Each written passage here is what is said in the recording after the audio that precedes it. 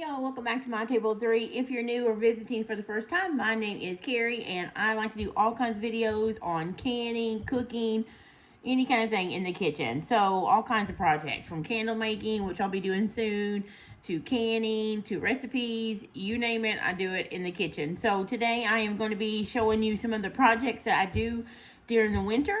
If you're not new here, you probably remember that I've talked about it before last year when I was canning meals in a jar, which I have my whole playlist to all of my canning videos down below in the description for anybody that would like to go back and watch those videos. But in the wintertime, I try and can things that I did not have time to can in the summer. One, because it's extra hot, and two, because it's garden season, so you have a lot of fresh garden stuff coming out that you're canning, trying to process, and it's just a lot. So during the winter, I can all year round. And so during the winter, what I do is I try and work through anything that is in my freezer, like turkeys I get on sale. Maybe there's tomatoes like there is right now, left over that are frozen in there. I try and work through that. And I also try and do meals in a jar.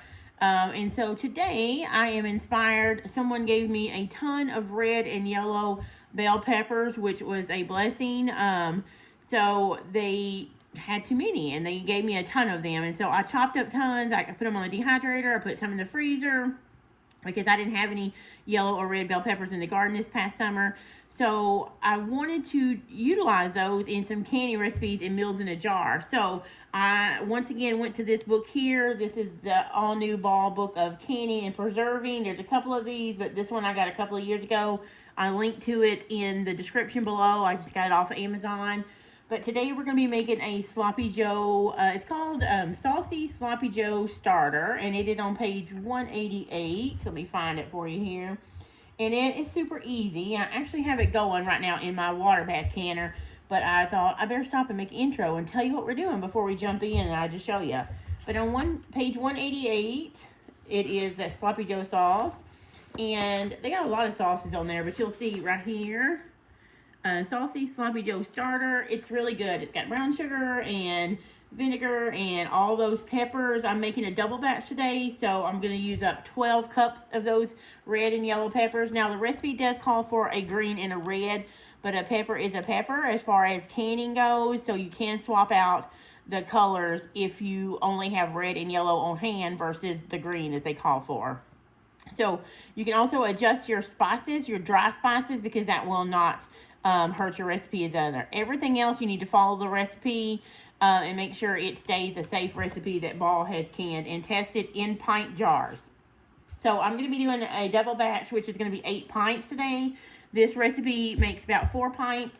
I'm going to make 8, and that will do us for the year because we don't eat it very often. But I'm also going to be doing canning with my 4-jar lids today. You guys know I love 4-jars. They are a great canning company that provide great lids for our canning. So I'll be using those today.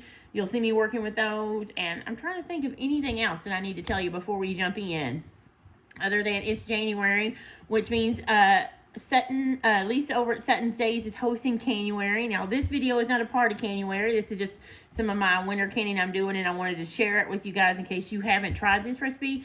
But I do have 2 videos that are in Lisa's collaboration later in the month. One on January the 14th, and I believe the 25th. I may be wrong, but you'll see it later on the underneath the videos. There'll be a list. So go over and check out Lisa's channel, Sutton Stays, and watch that playlist.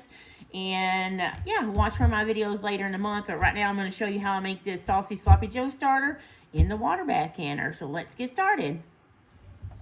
Okay, so we're going to go over really quickly the ingredients that we have laid out. Now, I am doubling this recipe. It is the Saucy Sloppy Joe Starter. It is on page 188 of this cookbook. I've showed you guys this cookbook many times. It's one I use a lot. The all new Ball book of canning and preserving. I'll link to it at Amazon where I got it below in the description, but it's on page 188, and I am doubling it. So it calls for red and green peppers.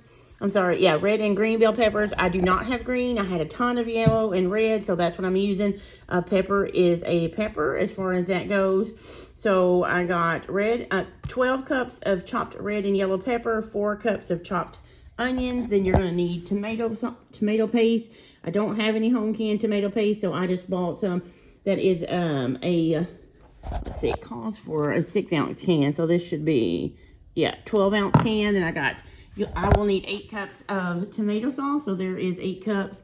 Then we have brown sugar. You'll also need salt, vinegar. Make sure it is 5% acidity when you're getting your vinegar. I also look for it in glass jars. And then black pepper and Dijon mustard. I am actually using Dijon mustard that I canned. I did a video on it. I'll link to that right up here in the corner. You'll see it, and I'll also put it in the description. So I'm going to use my home canned Dijon mustard, and it does call for apple cider vinegar, so that is why I got that. So there is a quick look at that. The first step in this recipe is to preheat your oven and actually roast off your vegetables. So I'm going to go ahead and do that. It says to bake them until they are tender and that they are beginning to brown, and we will toss those all together and put them in there, and then it says stir them every once in a while. So I'm going to go ahead and do that.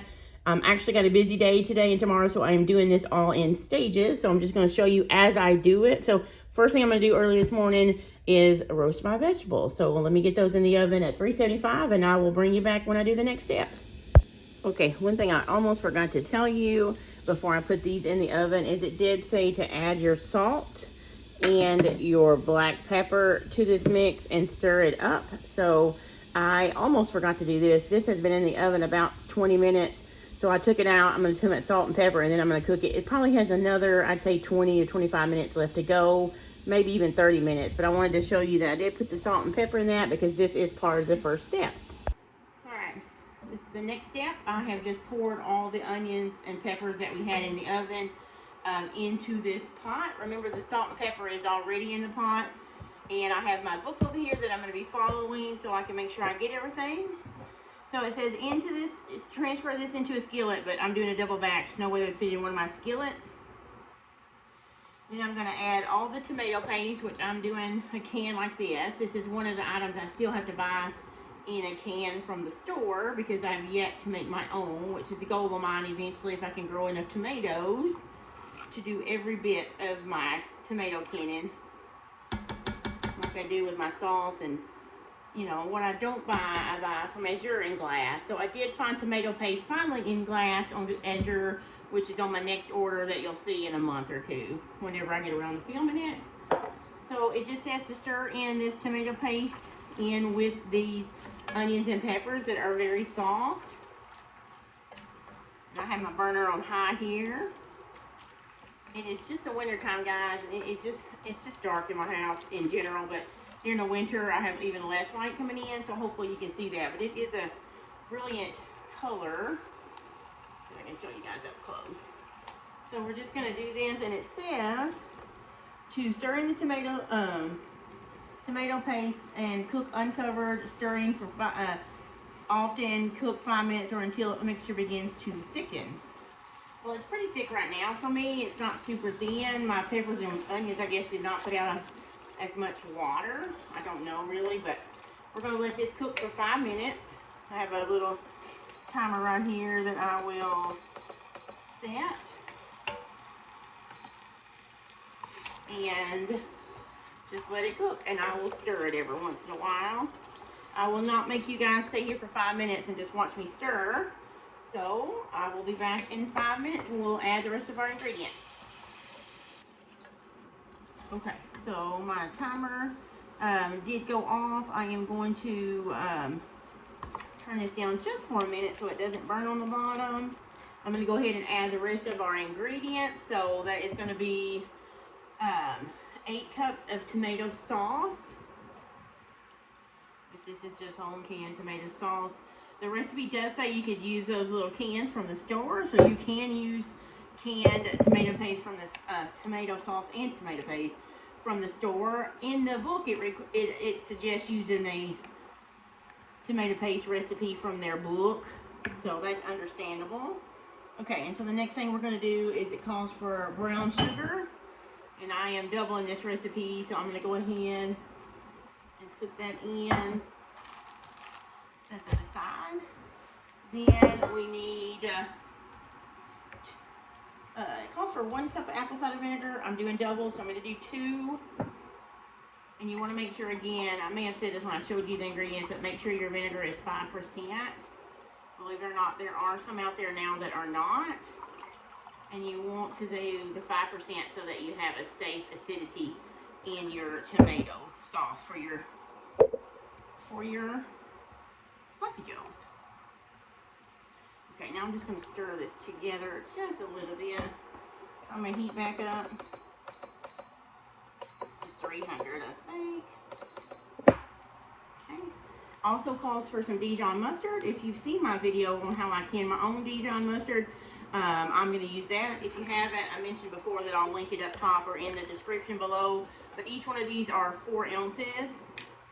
And I am going to use those. Let me get a little handy dandy jar opener. I'll link to one of these below, but you don't have to have it. You can open it however you like. Go ahead and put that in. And I don't know if you've ever had homemade Dijon mustard with white wine, like this recipe from Ball suggests, but it's stout, you guys. It's stout. It has a little kick to it because it is from fresh mustard seeds that I ground myself, that I got from Azure. Yeah, so it's going to kick a flavor. It's really good. I'm going to go ahead and make sure I get all this off. And check my recipe in the Ball book here that I have over to the side. And make sure that I have everything that I need really quick. So bear with me while I stir and read. Got the brown sugar, apple cider vinegar, Dijon mustard, tomato paste, salt and pepper was in the roasted veggies, peppers and onions. So that is it. So I'm going to go ahead and stir this really well. The next step is just to you're going to cook it. It says that we are going to ladle. Actually, let me skip back up. We are going to mix everything else, stir it in, bring to a boil, reduce heat, and simmer uncovered.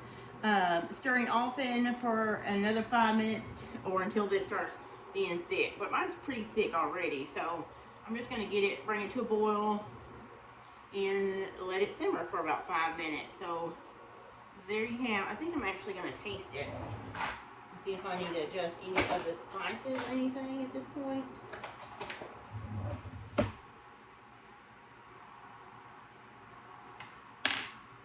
It's good. Definitely taste that Dijon mustard, but not in a bad way at all. If you don't want to use Dijon mustard, I mean, if you don't have it homemade, of course, you can buy it at the store. Just go from there. I'm sure you could probably use brown mustard, or I don't really play around with a lot of my candy recipes. I try and go by what the recipe says. The only thing that I have room that I usually adjust is dry seasoning, because you can safely do that without messing with the balance and keeps it safe. So the Dijon mustard, just buy it from the store and add it. Alright, so I'm going to bring this to a boil and let it simmer for 5 minutes, stirring occasionally, and I'll be back when we get ready to do all that. Okay, so this is hot. You can see the smoke coming out. My canners here, boiling water. These are hot. I just took them out. These are pint-sized jar. This recipe in the Ball book says it makes about 4 pints, makes about 4. I doubled it, so I have 8 jars hot. So we are going to ladle those in. The recipe says that you should leave a 1/2 inch head space, so that's what we're going to do. So let me go ahead and start ladling this in. I have all my lids ready. And of course, I'm using the 4-jar lid. Okay, let's get started. So I'm going to go ahead and ladle in. It's very important that you have all your tools together with you before you start, because you want to be able to move quickly and smoothly through each process of your canning. So I like to get all my stuff together as I go. I mean, before, like when I'm heating my water up or my sauce is boiling, I make sure that my jars are getting hot. I make sure that I have my lids in warm water, because 4 jars, a box does say to put them in boiling water for a few minutes. Some lids don't, and I even know some people don't do that with 4 jars, but their box does recommend it. You can get your funnel ready, your lid grabber, your jar grabber, or lifter that you're going to need to put your jars in and out of your hot canner.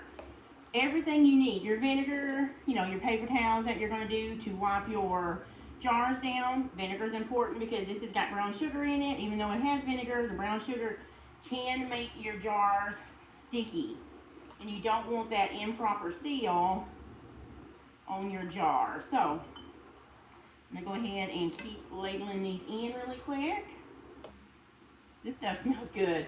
My teen just come out and said, Mom, what are you making? So it definitely smells good and smells good in the house. So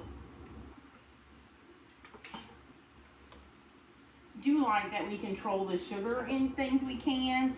Like this Sloppy Joe mix does obviously have brown sugar in it, but only a half a cup to 8 pints, which to me is a lot better than the jars you get at the store, you know. Let me swap out some of these really quick if I can. Whoop, kind of hot. So half a cup, I think, for 8 pints is not really bad in my opinion. Especially because we won't have this. This is not even something we'll have on a weekly basis. Maybe once a month. Maybe at that. But 8 pints will be all I make for this year because Sloppy Joes, we enjoy them, but it's not something we eat super often. I think it's nice for a change every once in a while. So these 8 pints will definitely last me, I would say at least 4 meals because I'll use probably 2 pints per meal because I'll make a double batch and I'll probably eat off of it for a couple of days. You know how that is. Now I'm going to use my debubbler because you do want to debubble each one of these. Topping off some that I know are a little bit low. And we're going to use this thing here. A lot of times, I'll link a canning kit below if you're new, and it usually comes with one of these. On the bottom, you'll see that stairs. It looks like stairs. Those are actually inch measurements, up to an inch, you know, down to smallest here goes down to 1. This is 1 inch, and then 3/4 of an inch, 1/2 inch, a 1/4 of an inch, and then 1/8 of an inch. So we want a, let me make it sure again, 1/2 inch. So we want it to be right there, which means when you set this on the side of your jar, the top of that, the bottom of that blue should be at the bottom of your, at the top of your sauce. It should not go past that. And the reason it's important for those of you that are new, several of you know why, but it's because you want a proper seal. You do not want your sauce boiling over, you know, and your lid's not sealing. That would be terrible after all this work. Okay, so the next thing we're going to do is move this out of the way. We are going to pull in our vinegar, which is just white vinegar, paper towel, and we're going to go around the sides of these really good. And you want to turn your paper, see how that's on there, see that? Even with the funnel, turn it to a clean place, do your next jar rim. Again, same thing, even though I use the funnel, it's definitely dirty.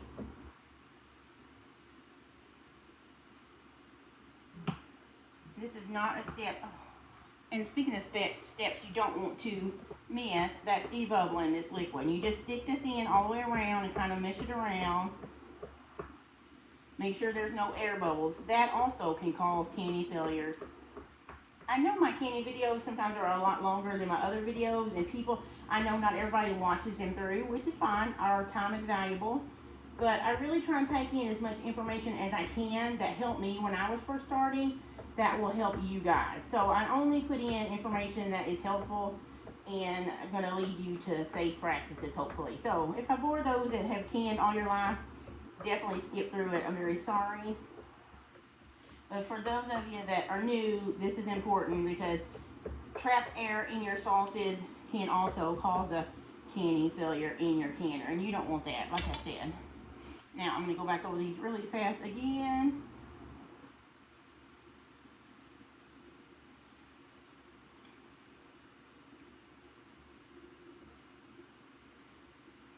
Get a clean paper towel real quick. Do these last few.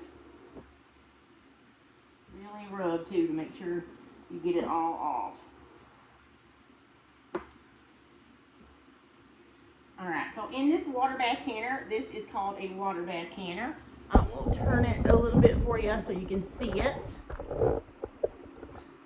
This water bath canner, the water in it is on a rolling boil. That is important for when you put your jars in. Hot food goes in hot jars in a hot canner. And if you're doing cold, what happens? Cold food, cold jars, cold canner. It's important. So now we're just going to put all our 4-jar lids on there.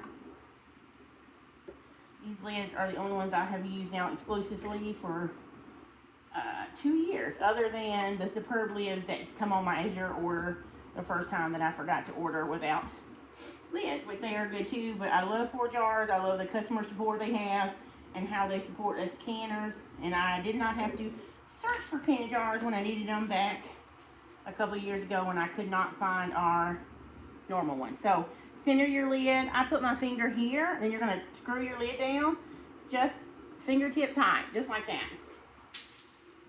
I'm going to take this off, and then one by one we are going to lift them up carefully with the jar grabber and put them in our water bath canner.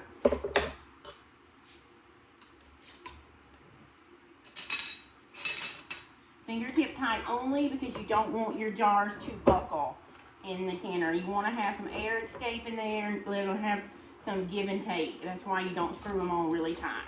Whew. Water will not get in there, trust me. These jars are hot. So I'm going to go ahead and get these in.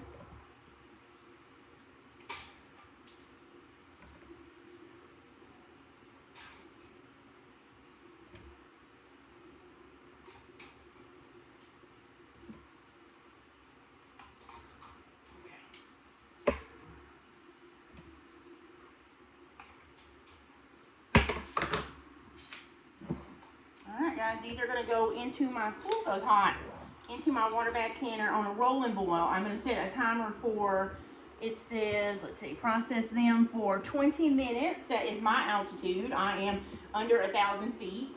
If you are over 1,000 feet, you will need to adjust your canning times for your altitude. I will have a link below that tells you what, how much time you need to process depending on what elevation you're at. Okay, so these are in. I'm going to lower them down in 20 minutes, and then I'm going to take the lid off, turn the fire off, electric burner off, let them set for 5 minutes, and I will bring you back and show you when I do that. Okay guys, so we are done this process for 20 minutes, and then I turned the heat off, and it sat here with the lid on for an additional 5 minutes. I did take it off, the lid off now, and we are going to carefully remove those and set them back on this board here so that I can push them out of the way and let them set until they are cooled, which will take many, many hours. So we're going to carefully lift them up. I use a towel, look at that, just to make sure I don't drop it, because you want to very carefully pick them up and don't tilt them. Even if there is water on the top of the lid, it will evaporate, so don't tilt them. You don't want a chance getting something, you know, on the seal, like tomato sauce under that lid that you're sealing. So you also want to be very careful when you're lifting your jars out so that it doesn't fall back in the water and splash on you and burn. And that's it guys, we just canned a Sloppy Joe starter, which is basically a meal starter from the Ball Canning book. This is going to be my first time that I've actually canned this and put it on my shelves. A good friend of mine, Leanne from the Mennonite Farmhouse, she cans it. I've seen her can it on her channel, and when I found all these peppers, I asked her, you know, I said basically, we were talking, and I was asking her about a dill pickle relish recipe, which I did can, and you'll see that later in the month. But I was asking her, I said, now I need to figure out what to do with all these peppers. And she said, Sloppy Joe starter? I'm like, brilliant. So here we go, from plan to execution. We have 8 meal starters here, basically maybe 4. I'll have to use one and see, but all you have to do that is brown some ground beef, maybe steam some broccoli or green beans, pour your sauce in, and taste and adjust. So that's pretty cool, I think. But so I'm looking forward to this, to use it as a treat sometime in our meal rotation. So have you tried the Sloppy Joe sauce from Ball? If you have, tell me what you thought about it in the comments below, and tell me what you have to do to it when you opened it up. Did you adjust it a lot? Did you add anything? Do you wish you had added anything? And will you can it again? So this is my first time. So I tasted it before I canned it. I really like the flavor of it. Not too sweet, but it had sweet and sour flavor, so I really like that. So I think the boys are going to like it, but hopefully we'll see. So thanks for doing this with me. Now let's close out the video and let you have some of your time back. All right, guys. So I just sat down, though you saw me pull those Sloppy Joe starter mixes out of the water bath canner. They will now set for 12 to 24 hours on my countertop undisturbed. You want them to have time to cool off without messing with the lids or the seal, because you want them all to seal. So they will sit there after the 12 or 24 hours. Those of you that have been around know what I'm going to say next. I will scrub them down with hot water to make sure there's no residue or anything on my jars. I will label them Sloppy Joe Starter or Sloppy Joe Sauce, the date, and put them in my pantry. And they will be good up to 18 months is what this book said. Probably longer, but safely the book says 18 months, so that's what we're going to go with. But we'll probably go through it in a year. So like I said, we'll just have it maybe once a month, if that, or once every couple months, because it's not something we eat often, but we do like it as an occasional treat, like on some low carb buns or low carb bread. So I hope you've enjoyed this really fun canning video, canning the Sloppy Joe starter mix from Ball. Remember that recipe is on their website, and I have a link for you below. If you don't have this book, if you'd like to buy this book, I do have a link below in the description, as well as that little jar popper I used earlier. There's also an important link there that you can check out. If your altitude is higher than mine, which is less than 1,000, then you'll need to adjust your canning time. So don't forget to check out that site. It's actually on Ball's site as well. I linked it for you to make sure you are canning the proper length of time, to make sure you have safe food on your pantry. But until later in the month, guys, when I show you my January video, I'll go ahead and say goodbye for now. And if you're new, make sure you hit that like button and subscribe, and come back to see what we'll be canning next. So see you later, guys.